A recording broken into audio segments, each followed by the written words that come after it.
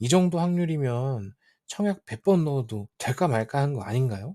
이렇게 청약만을 바라보고 있는 건 재테크한 다음에 로또 사는 것과 같다고 생각해요. 복권처럼 1억 천금 노리고 여러분의 미래를 운에 맡기실 건가요? 청약은 단지 부동산 취득 방법 중에 하나일 뿐입니다. 하지만 많은 불인이 분들이 아파트는 청약으로만 살 수 있는 걸로 아시는 것 같아요. 정말 안타깝습니다. 서울 수도권 대부분 지역이 분양가 상한제였던 과거에는 청약은 정말 매력적인 투자 방법이었어요. 하지만 분양가 상한제가 전국에 4곳뿐인 지금 청약은 정말이지 매력이 단 하나도 없습니다. 무주택자 불인 여러분, 부동산 투자는 청약만이 답이 아니에요. 청약 당첨이라는 운에 미래를 걸지 마세요. 지금부터 그 이유 설명해 드리겠습니다. 손실에는 눈에 보이는 손실과 눈에 보이지 않는 손실이 있습니다. 만약에 5억에 산 부동산이 4억으로 떨어졌다면 눈에 보이는 손실이 1억이죠. 그럼 눈에 보이지 않는 손실을 뭘까요? 기회비용이 바로 눈에 보이지 않는 손실입니다.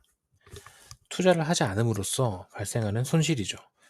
청약 당첨을 기다리느라 흘려보낸 시간이 있으신가요? 만약 40살에 처음으로 청약에 당첨된 사람이 있다고 생각해 볼게요. 만약 10년 전인 30살에 자신의 능력에 맞는 아파트를 사서 보유했다면 10년이란 기간 동안 상승한 아파트의 가격이 그 사람의 기회비용인 겁니다. 그 사람의 기회비용만큼 보이지 않는 손실이 발생한 거죠. 청약으로 아파트 취득을 원하는 분들, 청약 점수를 높이기 위해서 무주택 기간을 계속해서 유지하시죠. 결과적으로 당첨되지 않는 만큼 기간이 늘어나면 그만큼 부동산 투자 못하고 이는 결국 눈에 보이지 않는 손실이 되는 겁니다. 청약은 장점이 분명히 있었습니다. 분양가 상한제가 가장 큰 장점이었죠. 하지만 23년부터 분양가 상한제 지역은 용산, 서초, 강남, 송파 4곳뿐입니다. 심지어 대출도 아파트 가격이 50%만 가능해요. 생애 최초 구매자는 80%까지 대출되지 않냐고요? 맞습니다. 그런데 생애 최초 구매 대출은 대출 한도가 있어요. 6억 원까지밖에 대출이 안 나옵니다. 이게 정말 심각한 게요.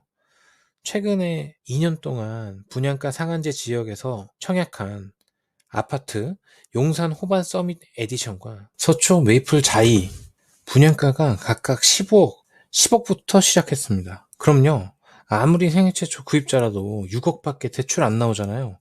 엄청난 현금이 필요하게 되는 겁니다. 심지어는요, LTV 50%의 일반 대출을 받는 게 유리한 상황까지 발생됩니다. 실제로 용산 호반 서밋은 50%로 7.5억 대출 받는 게 생애 최초로 80% 6억 받는 것보다 유리하거든요. 그리고 또 한 가지 심각한 단점이 더 있습니다. 바로 극악의 당첨 확률이에요. 용산 호반 서밋 에디션은 65세대 모집에 1만 명 이상이 접수했고 서초 메이플 자이는 81세대 모집에 3.5만 명 이상이 접수했습니다. 각각 0.65%와 0.23% 확률인데요. 이 정도 확률이면 청약 100번 넣어도 될까 말까 한 거 아닌가요? 이렇게 청약만을 바라보고 있는 건 재테크한 다음에 로또 사는 것과 같다고 생각해요. 복권처럼 1억 천금 노리고 여러분의 미래를 운에 맡기실 건가요? 청약은 단지 부동산 취득 방법 중에 하나일 뿐입니다. 하지만 많은 불인이 분들이 아파트는 청약으로만 살 수 있는 걸로 아시는 것 같아요. 정말 안타깝습니다. 서울 수도권 대부분 지역이 분양가 상한제였던 과거에는 청약은 정말 매력적인 투자 방법이었어요.